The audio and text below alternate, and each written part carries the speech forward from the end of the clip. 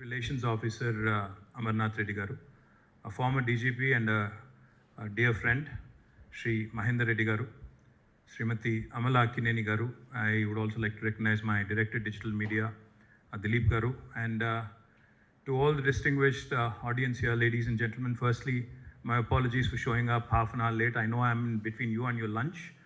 I'm presuming that you haven't had lunch, so... Oh, they did. Okay, then I haven't.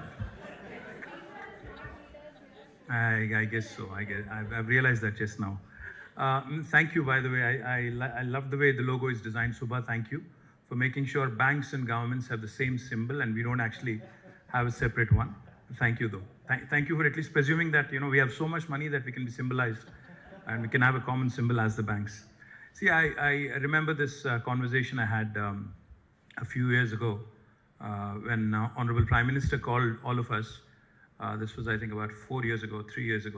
He'd called us, called the heads of all political parties in the country to discuss on how to celebrate the 75th year of independence. He also had called all of us to talk about 150th, birth anniversary of Mahatma Gandhi. So I was possibly the youngest, in that room. We were all thespians, very senior people. We had Sharad Pawarji, we had Naveen Patnaik, we had, lots of other biggies. We had the Home Minister, we had the Defense Minister, and this was an in-camera conversation. So he asked us to speak freely. He said, because there's no cameras, you can say anything and you can basically, I'm here to listen, is what he said. And he said, how do we really get to the dream of becoming the first world country, that every Indian really dreams of, every Indian really aspires to. I'm presuming that most of you in this room have been to the West, have either lived there or studied there, have worked there, and some or traveled there, if not anything else. So each and every time an Indian goes from India, travels abroad, and comes back, like I do often, like I think Rashmi does too. You complained of jet lag, so I presumed. Each and every time we come back, you come back with a mixed feeling. Just when you land in your airport and when you go back home, you start taking notice of things around. You start comparing mentally, you start looking around, you start saying, why are we like this? Why can't we be better? How are they different? Why is it that we can't get a few basics right?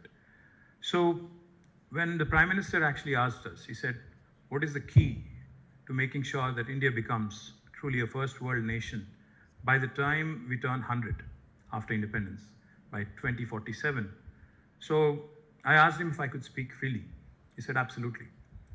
And I said, sir, don't mind me saying this, but I think the mantra that we all ought to think of as politicians is on two levels. One, I think most of us politicians, most of us who are in the rigor of politics are worried and concerned about winning the next election. And from the very day you get elected till the next election, your constant focus actually, somewhere at the back of your mind or somewhere at the forefront, is actually always about winning elections. Because we are wanting to do the popular thing. We don't want to do the unpopular thing. We want to make sure that, we win the next election by hook or crook. I don't want to give stories about, what all goes on into politics and what all goes on into elections, but that is a hard reality. That's the first thing we all have to accept. The second thing, if you really have it in you as a Prime Minister, as a leader, to see India change and to see India really become a global superpower, not a notional superpower, but a real superpower. Yes, we are the third largest economy in the world today, but look at our per capita. We're still around $2,000+ compared to the US or compared to the West, where it's $60,000, $65,000. So what I told the Prime Minister is, sir, I think firstly, we need to think about the next generation, not next election. That's the first point. It sounds a bit cliched, but that's a fact, we don't. Secondly, we also need to start focusing on basics. Innovation, infrastructure, and inclusive growth. The 3I mantra, if we are able to actually latch onto it, build around it. When I say innovation, I just don't mean technology innovation or tech startups. I mean innovation in every sphere of life. What do I mean every sphere of life? For example, I'm in the government. How can I, as a government, innovate in terms of policy? How can I come out with newer policies, disruptive thinking, disruptive ideas, which actually challenge the status quo, which actually ensure that change is brought about in a record time?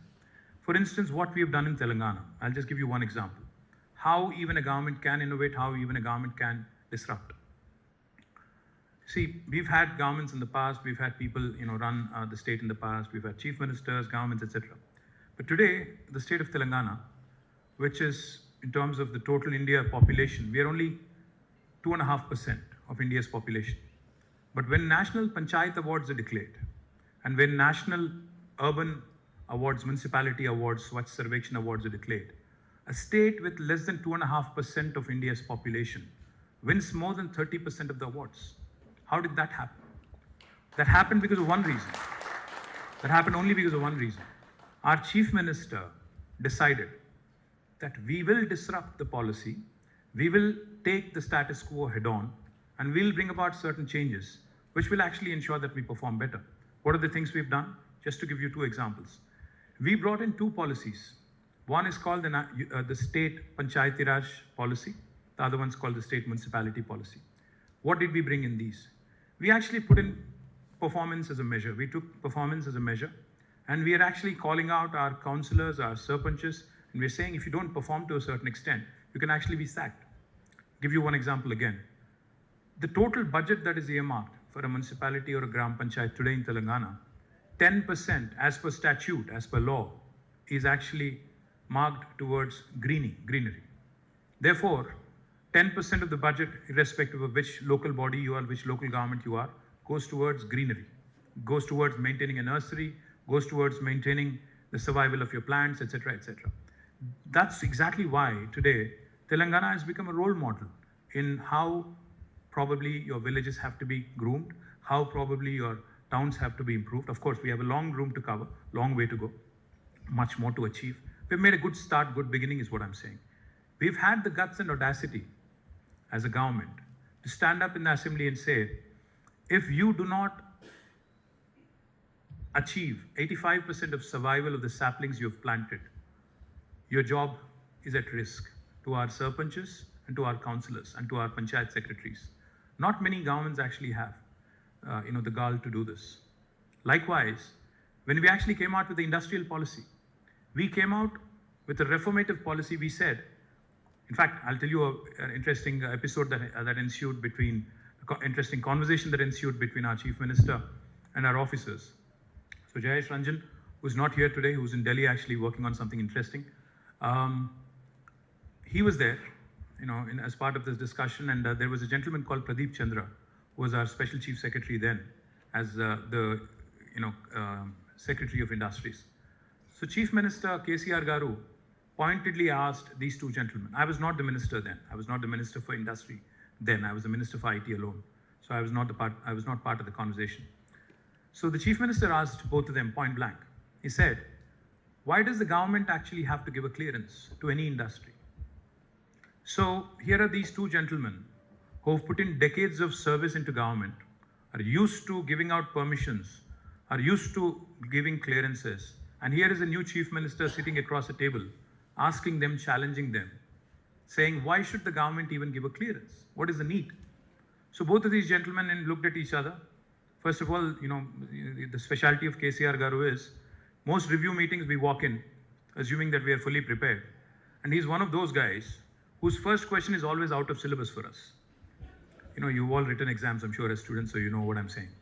Always the first question, is a googly, so you're confused and you completely forget what else you have learned, right? So these two guys are scratching their head trying to figure out a logical answer. And then Pradeep Chandra finally says, sir, but if something goes wrong, what do we do? How do we make them accountable? If something goes wrong, some disaster happens, somebody dies, God forbid, somebody has to be held accountable. So therefore, CM said, that's a very conventional way of thinking. Let's actually change it. Let's actually suggest this, that any industry in Telangana can come and hit the ground running. You can start your operations on day one. You can start construction on day one. We don't have a problem. You can self-certify yourselves, and you can declare that you are going to be a law-abiding enterprise. All you have to do is, of course, you also have to be in compliance with the law of the land. So you need to submit details online, and we'll promise all clearances in 15 days. And if you don't deliver on the 15-day window, on the 16th day, it's again a default approval, a deemed approval. No state in India had, again, the gall to say this. And on the 16th day, even a senior bureaucrat like Jayesh or even a senior officer like Mahendra Reddy Garu can be fined, can be penalized a sum of rupees 1,000 per day, again backed by statute, unlike any other state in India. So the point I'm trying to make is, innovation is not confined to industry. Innovation is not confined to startups alone. Innovation can happen anywhere. Therefore, Telangana today, in fact, in the country, we lead in ease of doing business rankings. We lead on a number of other metrics as well, purely because we've started thinking outside of the box. Second point I'd like to make quickly is infrastructure. We've focused on infrastructure. Today, when our Chief Minister goes in front of a camera and announces that he's going to build the world's largest lift irrigation project in a span of 5 years, not many people actually believed it. Normally in India, the practice has been, that a Chief Minister launches a project, especially if it's an irrigation project, you will at least need another 4 or 5 Chief Ministers to complete it and then eventually commission it. But here's a Chief Minister who's come out and said, I'm going to be completing this project, which is going to cost us about 1 lakh crore, and I'll complete it in a breakneck speed of 5 years. Not many people bought it. Today, I'm standing here proud, and you can open your Google browser and you can actually type in, key in, and check. The world's largest lift irrigation project today is not in any other country or any other state, but it is in Telangana. It is actually right here in our own country. It's Kaleshwari. So infrastructure has been an absolute priority for us. I remember this very famous saying of John F. Kennedy, where he said, a lot of people, when we go to America or when we go to the West, we're very impressed with the highway infrastructure. We're very impressed with the infrastructure in general. I remember that saying very, very clearly and very, very vividly. John F. Kennedy said, a lot of people think America has good infrastructure because it is rich, but America is rich because it has good infrastructure. So it is imperative for all of us, for state governments, for central government to realize that we need to continue to invest in infrastructure. It could be power, it could be water, it could be roads, it could be ports, it could be anything, any form of infrastructure. It could be T-hub, it could be industrial infrastructure, it could be any physical or digital infrastructure. It's imperative that India has to get it right to be able to move on to the next level. The third thing I told Prime Minister was that we need to be inclusive. We cannot leave out any section of the society. It could be a Muslim, it could be a Hindu, it could be a woman, it could be a man, it could be a transgender. No matter who you are, where you come from, it could be a person from a rural area, a small town, or it could be a person from America who's just come back. We need to be able to actually create a level playing field where we provide opportunities to each and every one of them. Unless we do that, unless we stop discriminating our own people based on their religion, sex, caste, whatever nonsense that divides us, unless we raise above that petty nonsense, we'll not be able to become a powerful country. He may have liked it, he may not have liked it, I don't care. But the fact is, I spoke my mind, I told him for what it is. But that isn't the only mantra I believe in. When I walked in here, I was thinking about what Ramesh was saying, what other colleagues who walked up to me and greeted me said.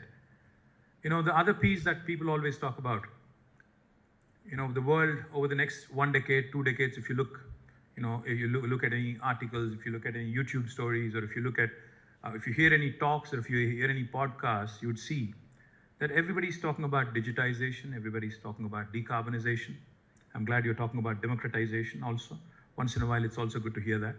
And decentralization. Unless we focus on these 4 Ds as well, digitize as much as you can, because during COVID, we all realized the power of digital infra. The world as we knew it, the world as it functions, as we knew how it would function normally and how quickly it got disrupted, yet Hyderabad and India stood up to the challenge of what was thrown at us.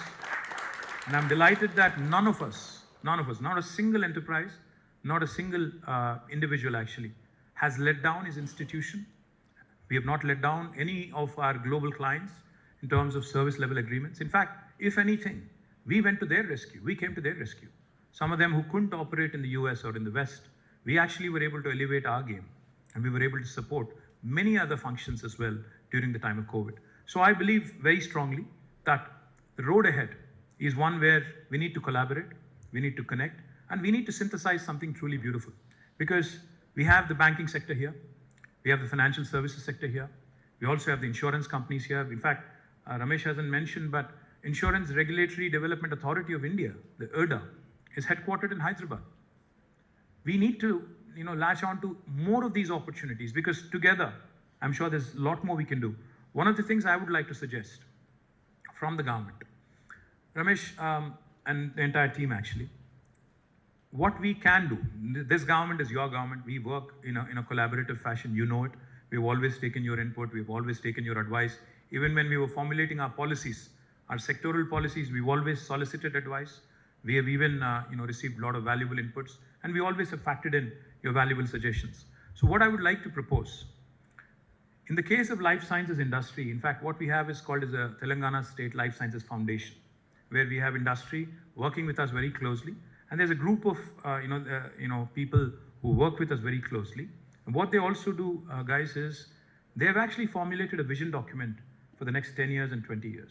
In fact, it is their inputs that have given us a lot of insights into assessing the current ecosystem value. For instance, in 2020, when we embarked on an exercise trying to understand the size of the life sciences ecosystem in Hyderabad, and how we can grow it to a certain stage by 2030, the next decade.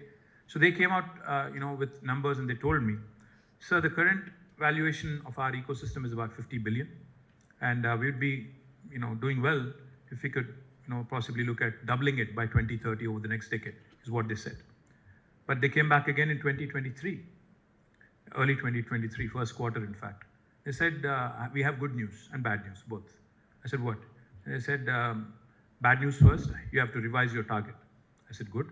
What is the good news? They said, we said 50 billion in 2020, we are already at 80 billion in 2023.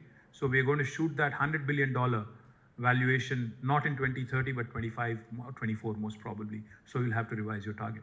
Point I'm trying to make is, if you want to work as a team with the government, what I would love to see happen is, please start assessing, do a SWOT analysis of what we have, what we do not, vis-a-vis other global, BFSI nodes across the world, not just India. Start looking at them. Start looking at opportunities. See, we keep hearing of the story about Gift City in Gujarat. I know it's a non-starter, but of course, I know there is a Prime Minister who wants to see it succeed, so I won't say much. And I wish them well also, because after all, they're in India. I wish them well. But I'm a firm believer that you have to take the ecosystem approach, and you have to take the whole of ecosystem approach, and not look at each of you in isolation or talk to each of you separately. Together, if we can actually start doing three things. First thing I'd love to see happen, start giving us inputs into changing our course curriculum in the educational system. I think that's imperative. If you want to keep the pot boiling, if you want to ensure that this city, like you said, becomes the epicenter for BFSI sector, we need to start looking at newer courses and newer challenges. Because the world is changing. Not many people understand crypto. You guys do. Probably most of you in this room do. I don't. I have to be honest. I don't understand it as much as you do. Now, we need to help our common man understand what crypto is, what digital currencies are. Most of the lawmakers in this country don't understand, anything about crypto or digital currencies. We need to start educating our people. We need to start bringing in newer elements into our course curriculums is the first thing I'll tell you. I didn't see a lot. I know Ravi is from Mass Mutual and a very strong insurance company, but I didn't see a strong focus on actuarial sciences. I want you guys to start focusing on actuarial sciences. Tell us, how can we start something in actuarial sciences which will help, us attract more insurance companies, more reinsurers, and more of these companies coming into Hyderabad and India at large. The third thing, curriculum and a collaborative approach. And the third thing I'll tell you, if we need to compete with the Dubais and Singapores and Londons, who are all the financial, New Yorks of the world, who are all the financial hubs of the world, we need to also start looking at more and more of these opportunities. Maybe it's not required that we actually build a new physical stock exchange. Maybe we can build a digital platform. Maybe the future is all digital. We don't need a big bull and a huge sign that says Hyderabad Stock Exchange. Maybe we can build a digital exchange which will actually change the way we work, which will actually change the way we actually, start doing business. Last but not least, you mentioned cybersecurity. I had a meeting with some credit card companies. They told me that this is one of the biggest challenges they have. And of course, a challenge also presents an opportunity, and I do believe very strongly that as we move towards more and more reliance on digital infra, as we move more and more towards digitization of all of our assets, there's a huge opportunity which we cannot undermine in cybersecurity, especially in the financial services sector. If we can create a center of excellence together with the industry collaborating and acting, like how we created ISB. ISB is a classic example of what can happen in a collaborative fashion. An industry, government came together, the academia actually pitched in. Today we have India's best business school.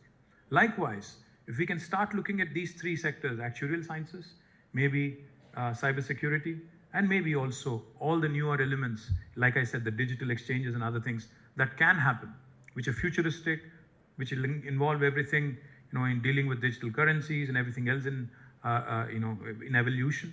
I think that is how possibly Hyderabad can continue to maintain its pole position. Now, just to give you numbers, because I think enough of the boring speech, but just to give you numbers. In 2014, when the new state of Telangana came in, our total jobs in technology in Telangana alone were about 323,000. This is direct jobs I'm talking about, not indirect jobs, but direct jobs. And today, as of May this year, in 2023, those numbers have grown exponentially. From 323,000, from 3,23,000, today it's at 9,05,000 jobs, almost a 300% plus growth. More impressive are two more statistics that I'm going to share with you. Our software exports, because India has always been, has been working as an offshore unit for a lot of these large banks and large financial services companies. So a lot of these products that get prepared here, that get made here, are also for the world markets, right? So our software exports back in 2014 were valued at 56,000 crores of Indian rupees. But as of this year, they've risen from Telangana from 56,000 crores to 2,41,000 crores. So almost 400% growth. But what's even more impressive, again, this is something I take very personally, and I take a lot of happiness in saying this. When we started our journey, we were a laggard. We were looked at as a wannabe and somebody who's competing with Bangalore but not there. But I'm happy to share with you that last 2 years, in terms of job creation, we have surpassed Bangalore 2 years in a row. Last year, it was 33% of the total jobs created in India coming from this state and this city, Telangana and Hyderabad.